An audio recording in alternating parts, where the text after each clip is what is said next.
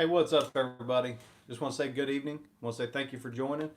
Chris Souders here, Slender Cat Outdoors, back with you again for another Tackle Talk Tuesday show. Tonight's show is about something that I have been getting a lot of questions about here recently, and it is due to weather conditions that we've been getting, not just here but kind of all over the country. So I thought this would be a good topic to talk about tonight's show. But before we get started, a couple of things I want to address. First off, make sure everybody can see and hear me. If you can, give me that thumbs up. Let me know what's going on out there. Next, if you are new to the channel, if this is your first time joining us, I want to say thank you for joining us. Make sure to hit that subscribe button if you haven't already. Hit the little notification bell. That way you can be notified whenever we put out new videos. And when we go live, we do this stuff spontaneously. So make sure you're doing that. That way you don't miss a beat of information that we're going to put out. Secondly, we are doing a giveaway tonight. So as you all know, I like to do giveaways kind of at random, at will. We will do them live on the show tonight.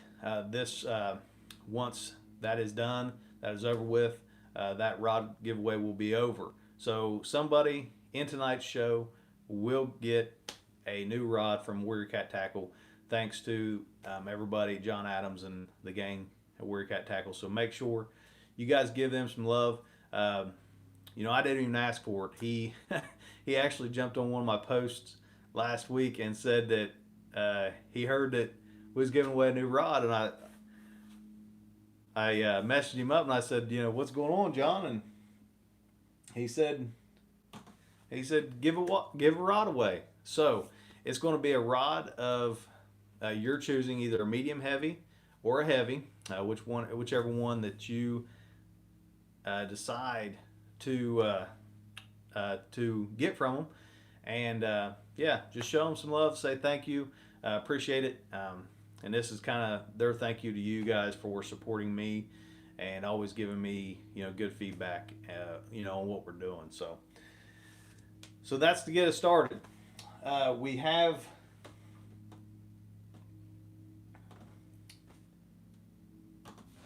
got the chat up and running tonight. So as we go through, make sure that you are leaving your questions in the comments. Go ahead and put at Chris Souter so to highlight it, kind of make it a little bit easier for me to see it. You guys really run through that chat, so make sure you're doing that. Get situated here. So to kind of get started on tonight's topic, once again, we're going to be talking about high water conditions. We're going to be specifically talking about targeting flatheads. During this time of year, summer and fall, this will kind of go into play. Once again, like we've talked about, on this show before about wintertime, and flatheads, they kind of go dormant. They kind of, it's their time to rest. So we do target them a little bit whenever the water warms up, in the Canal River. They do kind of bite throughout the year on that. But tonight's topic is specifically going to be springtime, summer, and fall.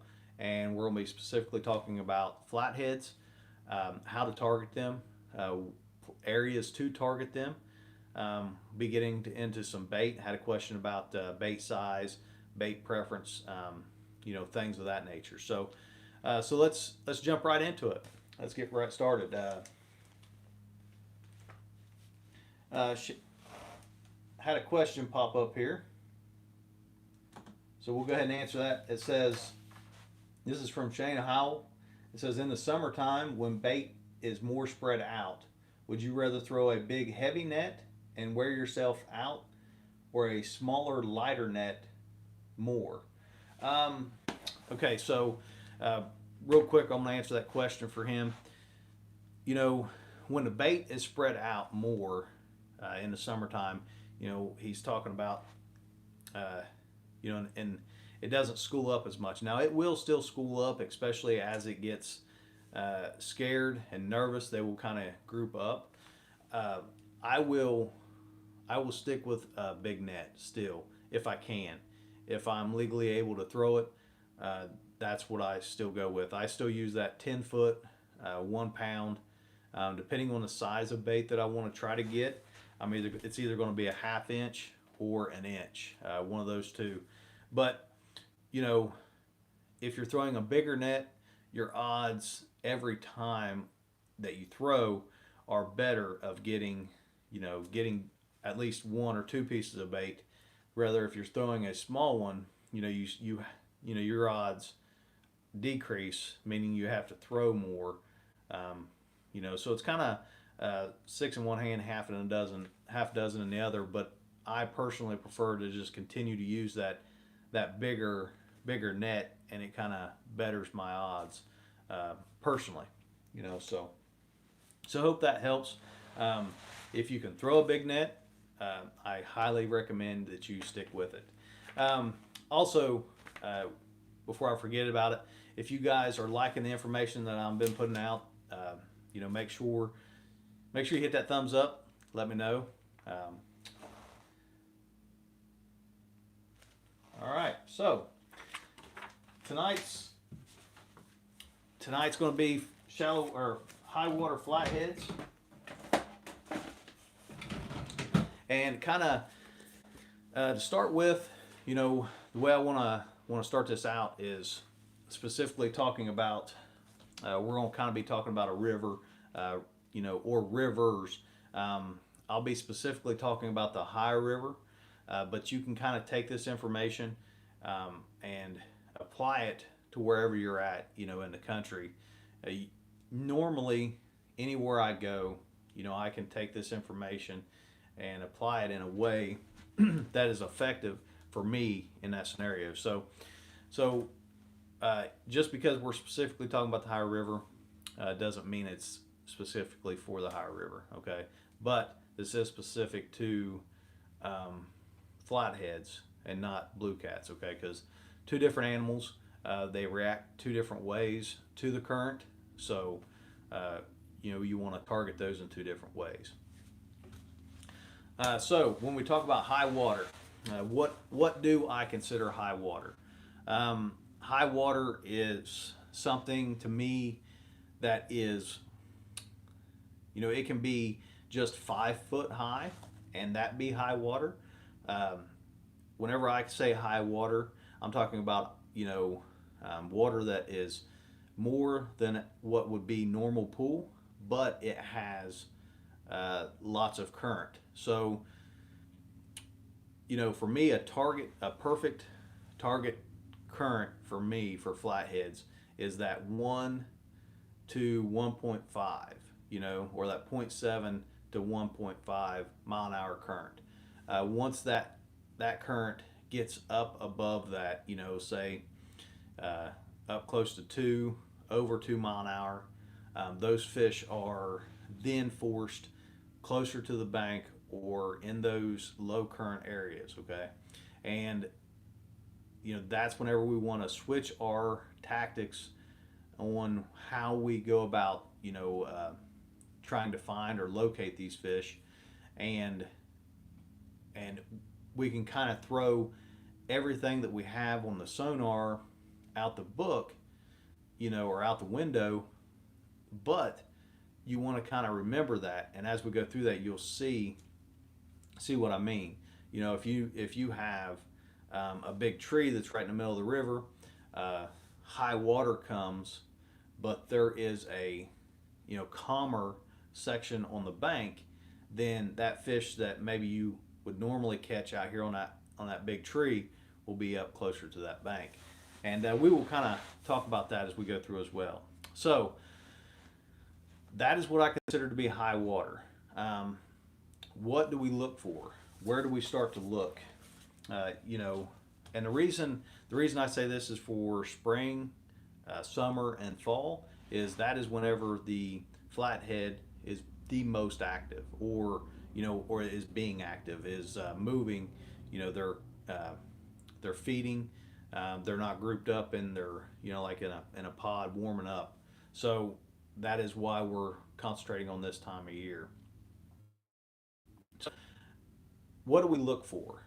I want to look for distinct areas, um, and a lot of times, the best times to find these, and I know not every time is going to be perfect whenever you go out. Not every time is going to be slick, calm. So even though you may not want to go and fish, fast water or you know high water, um, you don't know where to start. If you can go out when the water is halfway calm, that is the best time to go out and find high water areas. And you want to mark this stuff on your sonar, just like we mark stuff, big trees, laydowns, rock piles, uh, ledges, humps, uh, things like that. We mark those on our sonar.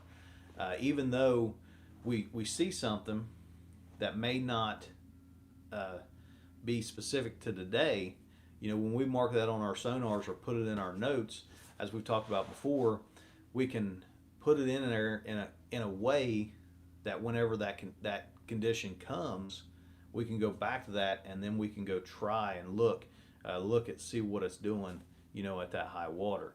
So things to look for. We want to look for anything that's going to cut the current. That can be a many different things. That can be uh, industry, as far as barge pilings, bridge pilings, um, man-made stuff normally is going to cut the current the best. Barges, whenever I talk about like industry areas, we're talking about power plants, coal loading facilities, grain facilities, even like where I'm from, there are scrap yards that pull barges up and will cut those barges up, or they will pull barges up and paint them and redo them, refab them, and then send them back down in the water. Any and all of those areas make excellent areas to look for what we're going to be talking about next. Now, natural and what I consider natural current breaks or natural areas that are going to be lesser are pretty distinct and pretty easy to find. You can narrow a lot of this stuff down by looking at Google Earth or Navionics, or just your sonar if you have a GPS. Uh, so whenever you're looking for the natural stuff, we're looking for the inside bends of a curve. We're going to zoom in and look for those little areas on the bank that might come out to a point, or a rock bank that comes farther out, out into the river. Those are areas that you want to go look at. You want to go to, try to find those natural current seams that will be getting kicked off that bank. Okay. Now, how big does this current break or current seam have to be? This current seam or current break can be as big as you know a football field, or it can be as small as just a fresh tree that has fell over and the top is just laying in the edge of the water. Okay, so it can be very small. It can be right on the edge of a rock bank where you got a lot of scattered rock out here in the main river, but up here close to the bank it's kind of shallow, and that you just got a little kickoff, and it's just causing maybe a 2 foot seam, 2 foot area, back through there that you can kind of, throw your baits into, and those fish can kind of get up in. Okay.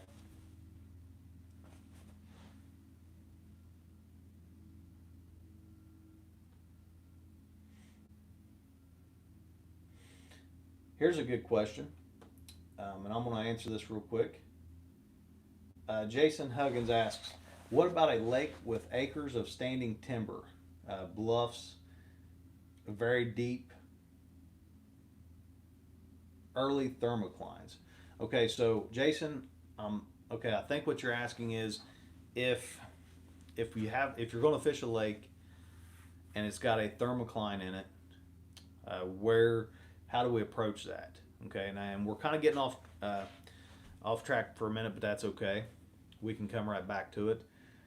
Uh, when it comes to thermoclines in a lake, you know where that line is where I try to concentrate. I will go to that wood. Um, if it's 50 foot deep and that thermocline is sitting at 20 foot, okay, I'm gonna go look in that 20 foot water, and I'm gonna look for structure, whether it be bluffs, uh, standing timber, things like that. Now, something something that I will do and I would recommend is floating live bait. Using actual floats, setting it at the depth that you want to. Uh, that thermocline is set it above that. That way, your bait stays alive, and it is able to swim. In that brush, or in that on the edges of those bluffs. You're going to get snagged up, but you're going to lose tackle. But that's probably in my opinion, your best bet to go about that. Okay, next question is Mike Greenwall. He asks, uh, "We all know blue cats spawn now or real soon. What's your take on the flatheads and when they spawn?" Mike, flatheads are getting very close as well. Uh, Normally, in my experience, flatheads they will spawn about 2 weeks after the blue cats do. The blue cats will normally go on spawn before the flatheads. Um, they're not going to be spawning all at the same. Like all the fish go on spawn at the same time, but about that time frame. Usually around here where I'm from in southern Ohio, the second week of June is like the drawed near to the end, for that, for us. Obviously, the farther you go south, the where the water warms up quicker, that's going to happen faster than up here where I'm from.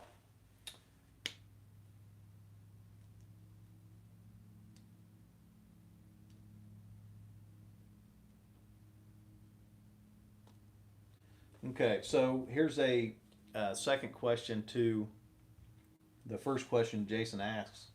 Um, there's so many options at Mark Twain for flatheads. Trying to uh, narrow water would have been nice. Let's see.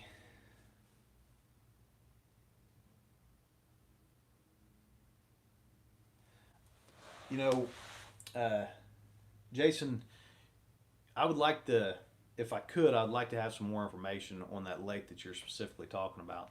Um, you know, give me some more information in the chat, and we will try to hopefully be able to break that down, for you a little bit later.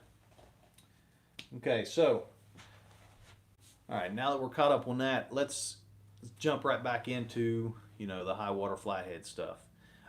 So when we're talking about natural current breaks, how I told you to look at Navionics, look at Google Earth, zoom in and look for those little breaks. Uh, all that stuff, can be. It doesn't have to be a certain depth. Okay, when this high water comes in, those fish will go up shallow, or they will be, uh, you know, they can be as shallow as 2, 3 foot, depending on their size, or deeper. Obviously, if you can, find a little bit an area that's a little bit deeper, you know, uh, I like to keep in mind if I'm looking for an area that has lesser current. I try to keep it 10 foot, 12, 20 foot, something like that. But it doesn't have to be. It can be very shallow. It can be, or it can be deep. Okay.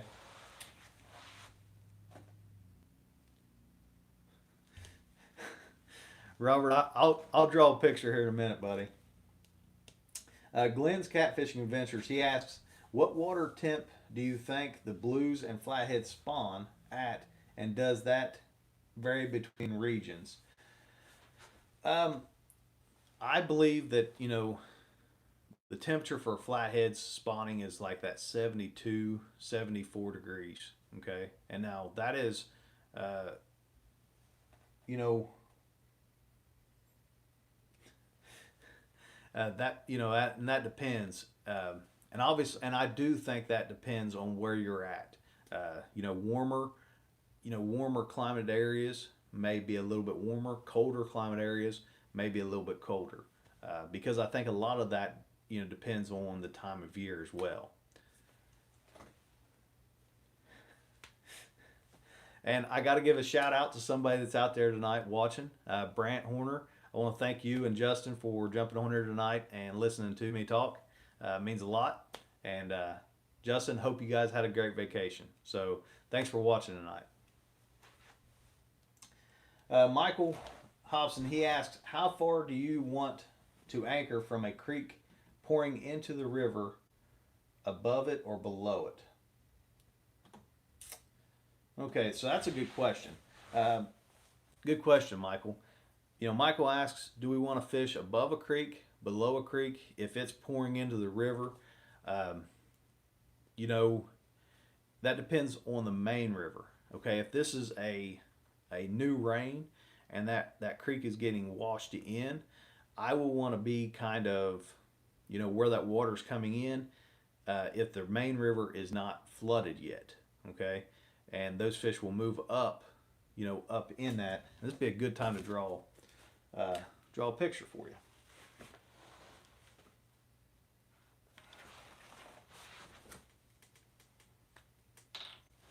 So we got a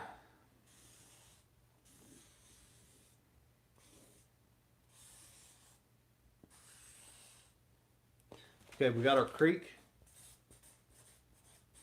coming in, and the current's going going into the main river, and we got our main river, uh, current coming down this way. Okay, now as this comes in and hits the main current, it's gonna come in like this, and then kind of get washed down. Okay, now anything that's going to be here, it's going to that's weak. Maybe can't handle the current, whatever. It's going to be coming out, getting washed out. Bugs, crawdads, night crawlers, leeches, all kinds of stuff. All that stuff attracts, other fish. In return, the chain of, the feed chain just continues to come in, and those catfish will come in as well. So, in my experience, this area right here, okay, is going to be the best area. So we will set up just ahead of that and throw down into it, okay? Because that is kind of where everything's getting washed to, and those fish are going to come up. They're going to come up to that smell, feed, and then kind of leave. And it's just going to be a circle, continuous way of fish coming in there, in and out, in and out. Now that is if the main river is not flooded yet, okay? That is just like if we get a little rain, you got some muddy water washing into the creek. This out here is clear. This is muddy. You will see that definite line where that meets. Okay, and that'll be your seam line. That'll be where you want to be fishing. Okay, hope that helps. Roger, it says, do you change your baits or size of baits fishing shallow? So this kind of goes along with where we stopped there a second ago with the high water flatheads. When it comes to size of baits, this time of year, or in high water, I don't necessarily change the size of baits. I don't necessarily let it dictate, whether I want small bait or big bait. But what I let dictate my bait size is the fish and what they tell me. Not only just what the fish tell me, but what weather systems, weather systems pressures, low, high pressures, moon phases, that kind of stuff. I let that kind of guide me to a starting point, and then I let the fish continue to tell me more as I'm fishing. Okay. So Roger, hopefully that answers your question on that.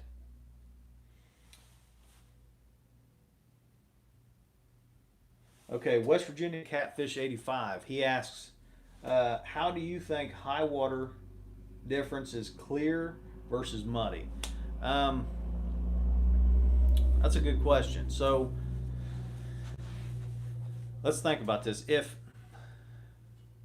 So if we have high water, normally it's going to be a muddy or murky style of water. Now, does that mean that we can't have high water or more current than what we prefer or what they prefer? If the water's clear, no, that can definitely be as well. But most generally you're going to have your high water is going to be a dirtier water, okay, or get dirtier as it goes on. Um, but but to me, I like a water that has stain to it, not super clear, not super muddy. I like a to me a kind of uh, coffee kind of look to it. Not real dark, but you kind of get the idea. I really like that. That to me, that kind of gets them fired up. It kind of gets them to feed more. Okay. Let's see here. Uh, it says, well, it's not missed a question here. Advice on for fishing for large cats at the Winfield locks for a person that doesn't own a boat. Um, well, this is a good one because there's a lot of guys that are actually catching good fish at Winfield, um, Racine, RC Bird, Greenup. They're catching good cats, from the bank. Um, you know, Move around. Don't just sit in one spot. You can those fish will move in and out of those locks and dams. But if you're wanting to fish for those blue cats, throw out there right in the middle and just kind of put a weight on that will just kind of slowly work its way down that dam, almost like you're back bouncing it. But it's just going to be going down through there, and then if you can, at a certain point, walk your bait down through there if you can. Um, Also along the bank side, a little bit down ways from the hydros, you'll see little seams that kick off. Fish those seams as you're going down through there. Those little areas like that will fish will be coming up where your bait moves in those seams. Those fish will actually come up in there as well and fish for them. Mike Lewis, he asks, do you think live bait is better before spawn or after? Or does it really matter for flatheads? Mike, when it comes to live bait for flatheads, you know, I like, late summer, live bait is more effective for me, but that to me is kind of because, less current. Does that mean that it's better one time or the other? No. If those fish want live bait pre-spawn, that's what you got to give them. If you want, if they want it after the spawn, we need to have that, for those times. I don't think there's a better pre-spawn or post-spawn, for live bait for flatheads, but I think in lower current situations, flatheads, then I definitely want live bait. Good lively bait. Something that's going to make a lot of noise, draw a lot of attention.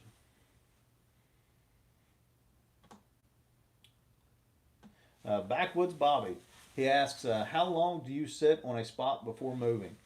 Now, this is a very good question, and this would be a very good tip for you guys in high water. Well, anytime really for flatheads, but um, now once again, a lot of this will dictate on weather conditions as well. But for high water, that scent is going to be traveling fairly quick to them, so it can happen quicker. A lot of times you're going to be in shallower water, so those fish are going to be uh, feeding faster, or there's a possibility. So I stick with my 30 minutes. That's where my starting point is. If I'm not getting bites, then I'll add a few minutes. If I'm getting bites, like if I go in and I catch fish 15 minutes in, but the next 15 minutes I don't catch nothing, then I might back it off just a little bit.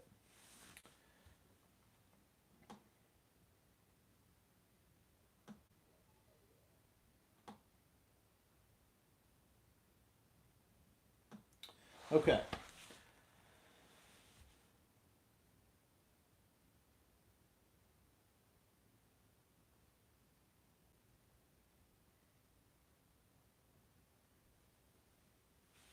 Okay, Russell, he asks, weather seems to play a big role in the fish bite, but somehow I have a really hard time reading barometric pressure. What is your personal preference on what the barometer is reading? So when it comes to pressure, you know, I think when it, if in catfishing particularly, barometric pressure plays more of a role on a blue cat than it does on a flathead, in my experience, because normally, those flatheads are in or around some sort of structure that's kind of taking, possibly taking some of that pressure off of them. But you know, if there is, if high pressure or low pressure, I've caught fish in both. But something that I have noticed throughout the years, if there's a spike in pressure one way or the other, whether it spikes up real high, real fast, or it drops real low, drops down real fast, that sudden, unstable time really affects them.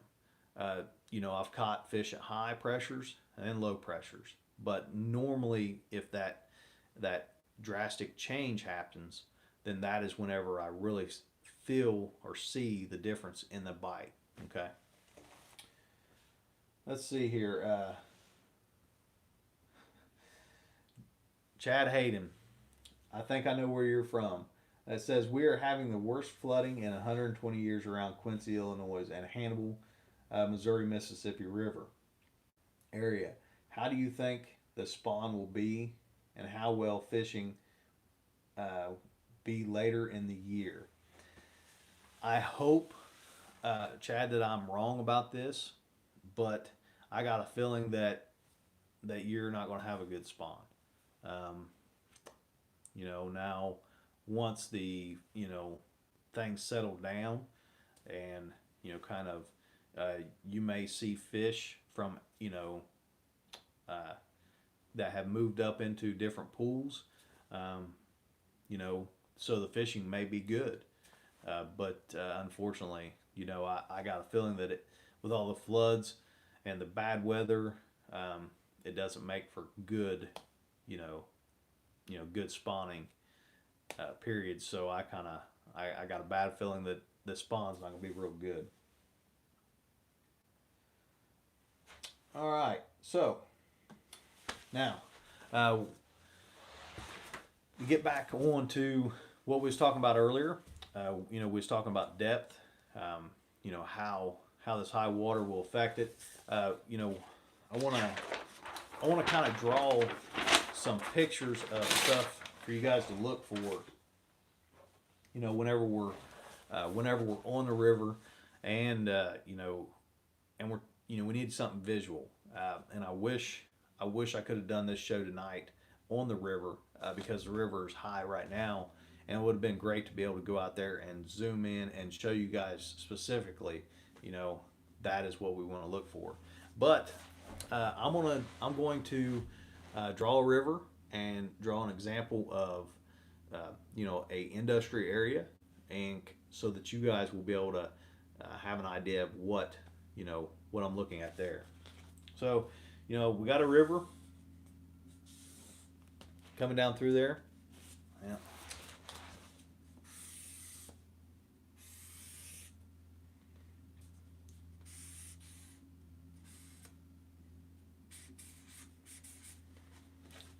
And we got, like, say, a power plant, okay, and they got, they feed off coal.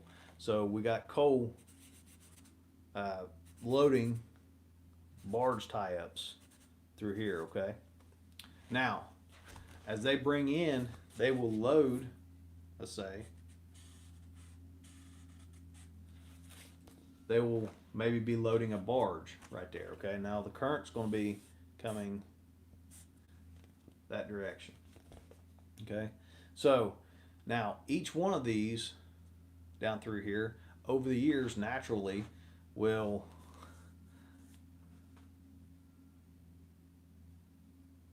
um, so over the years naturally each one of these will have a hole, kind of a washout behind it, and it will naturally have some sort of like debris or washout, kind of and it's going to be a natural current break. Well, it's not really natural, it's man-made, but that will be a current break, okay. So the water behind here in between these and the bank will be slower than the water out here in the main river channel, okay.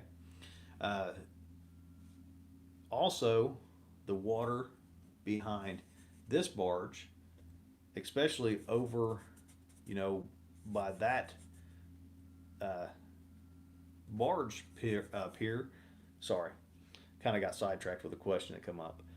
Will be less current as well. So these areas over in here are good areas to kind of go look at. And once again, we don't want to worry about how deep it is, or how much structure or anything like that. Now, if we got a little bit of depth, if we got some good structure, then that's just positives. Okay, but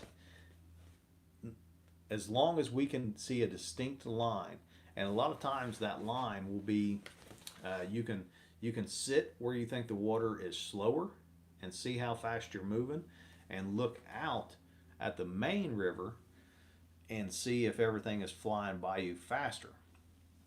Another way to do that is you will see like a white foam line on top of the water, or just two different currents. You will actually be able to see maybe one current going upriver, one current coming downriver. If you see that, somewhere in between that will be that seam line. Okay, and those are good areas, to look for, to find this. So let's see here. The next one.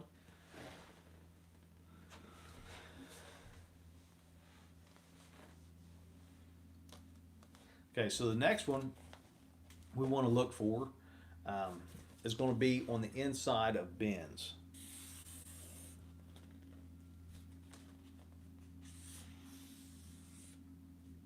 Okay, so as the current comes this direction,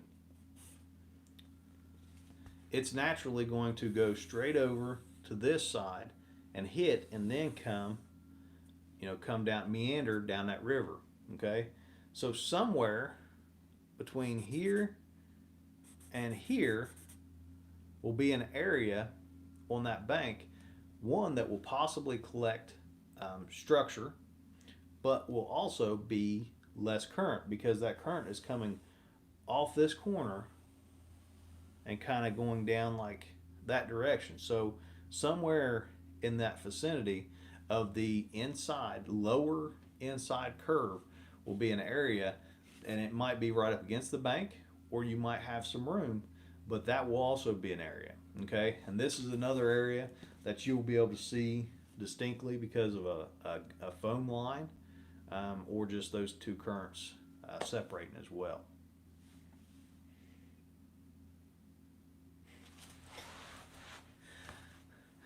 I love when you guys get in that chat.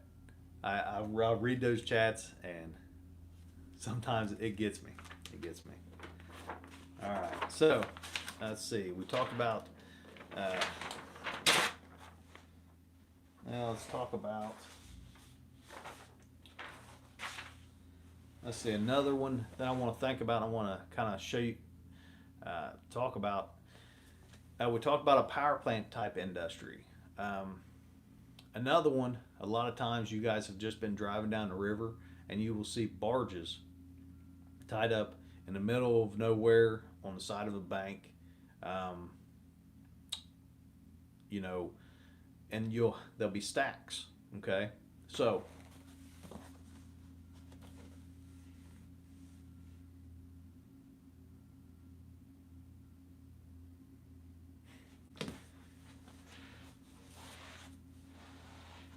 all right, sorry I got off track. Somebody just said that they watch the show all the time, and that they actually caught a winning fish. Let's see, a winning flathead this weekend from a tip that they had learned from this channel. That is awesome. That makes me feel good. I greatly appreciate you watching, and thanks for putting those tips to use. I mean, that's absolutely awesome. That's great. All right, so the next we're going to talk about, we just got a straight piece of river, okay? And we've all seen it, a lot of times we've seen it before. We just have barges tied up down through there, okay? Now, something, a couple of things to look for when this is like this. One, a lot of times, if the current, let's say the current's going this direction, if the current's coming down this direction, this first barge, if there's a lot of current, is a no-go, okay? A lot of times, okay? Unless it is sitting in a natural, lesser current, slacker current area, okay? Because that's going to be where the brunt force of your current is going to be. Now, as you go down through here, each one of these will cut down a little bit of current, a little bit of current, a little bit of current, especially if they're loaded. And these are good areas as long as it is safe and you feel comfortable doing it to get in between and fish in between these. And I will still fish the head of the barge like I would any other time, but I want to specifically look for those barges that have less current on them. And a lot of times you will see them, especially if there's, say, two deep, or 2 or 3 barges, and then you go back here, you will see a seam line cutting off of those, which is going to automatically put this barge in a perfect situation for you to go in and fish, because it's going to have less current. It's still going to have current, but it's going to be less current. If you got, say, 3 mile an hour out here in the main river, this here may be that perfect, 1 mile an hour, or 1.2 or 1.3. It doesn't have to be dead current. We want to try to stay in current.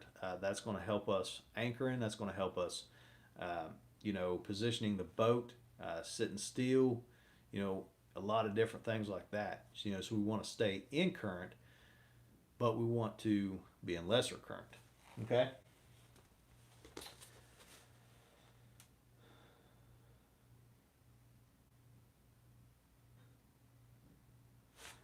And real quick, I want to give Dieter Melhorn a shout out. He has a podcast now. Dieter, don't know if you have left the information in the comment section or not, but if you haven't, make sure you have, so that these people know, all the viewers and guests know where to go listen, what to load, and how to get set up to be able to listen to your podcast. and all the people that you bring onto your show. Um, Mike Greenwell, he asked, I watch enough of your videos to probably know the answer. Do you night fish? But night fishing for flatheads, shallow. So let's talk about do I night fish? I do occasionally. I prefer to daytime fish, but I do nighttime fish, especially in the heat of the summer. Makes it easier. It's cooler. You got to deal with bugs a lot more, but it's not too bad. Um, when it comes to flatheads, I do move shallow, uh, and that's you know doesn't matter really the current situation. I will go up shallow at that nighttime. I like using live bait in that situation, and kind of finding where those fish are going to come up, and feed at night. Actively coming up chasing bait. All right, so we have hopefully covered a lot of information for you all to be able to take back and uh, apply in this time period right now. And that's something that I did enjoy about doing this show tonight. A lot of people are dealing with flooded water. Don't let that deter you. You can still catch good fish. Uh, get out, look. Just don't. Uh, be very careful, very cautious about how you do it. Uh, be safe. Do not park in front of a barge that has more current than you feel comfortable handling. Okay, no matter how good your anchor is, something can happen, and you can get sucked up underneath that barge. So, if you're gonna, do something like that, if you're gonna try to catch a fish like that, find those barges that have lesser current. Find those areas that have lesser current. Those are going to be your better producing areas, your higher opportunity areas, and that's where your better chances are going to be.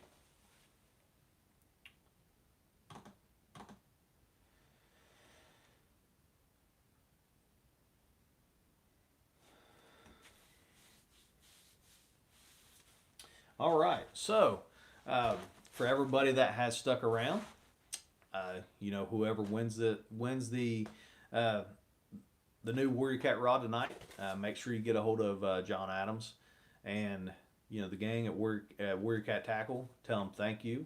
Make sure you show them some love for giving us the opportunity to give a good quality rod away. There's a lot of good quality rods out there, and I am blessed enough to be able to bring you guys one and let a lucky winner try it for free. So hey, let's figure out how to give this thing away. So what I'm going to do tonight, it's going to be in chat. So I'm going to give a few people couple minutes. If you're not in chat, make sure that you get in chat. Here's a question right here.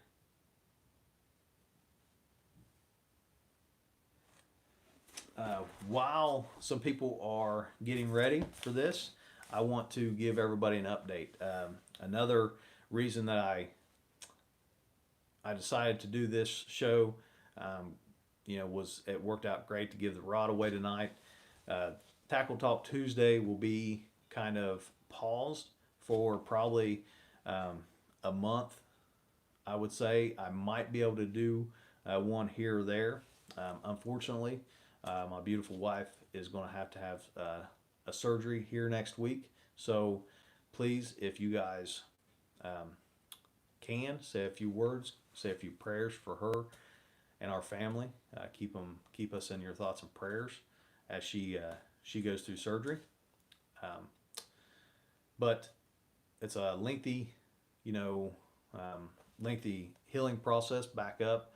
So I will be, taking care of things that we need to take care of around home. And I want to thank you guys for sticking around.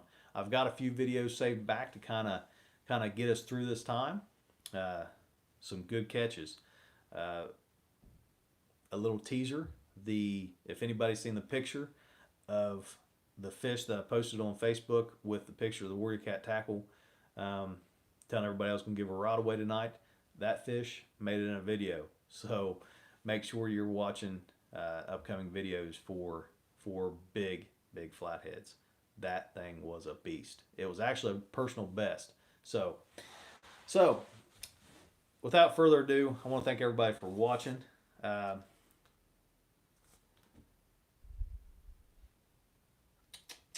Let's see here. We have looks like 122 watching right now. So I'm going to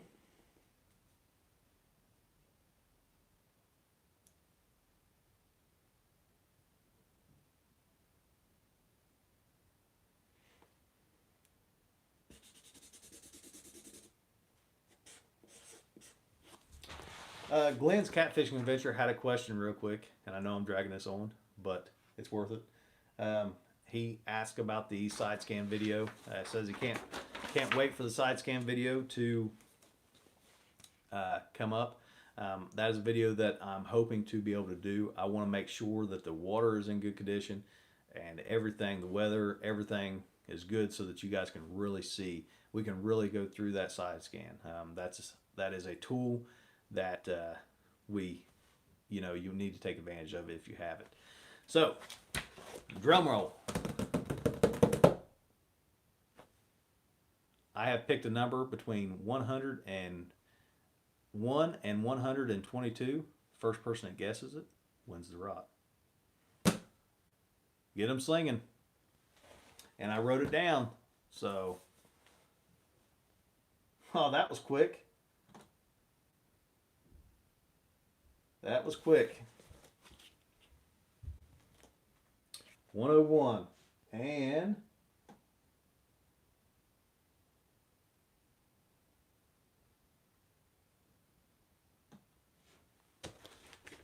Mr. Sean, I think that's how you pronounce your name. Make sure that you get with me. Send me your information. Get a hold of John Adams at Warrior Cat Tackle, so that we can get you taken care of and get you your choice of either a heavy or medium heavy. Both are great rods. This time of year with heavier current, I have not switched over to my medium heavies yet. Once the current slows down, I will definitely switch back over to medium heavies, but I have been using the heavy action right now. So thank everybody for watching tonight. Hope you enjoyed. Hope you got a lot of useful information out of this, and you're able to take it and apply it to your neck of the woods, wherever you're from. Until next time, I want to thank everybody for watching. Hope you all have a great week. We'll catch you on the water.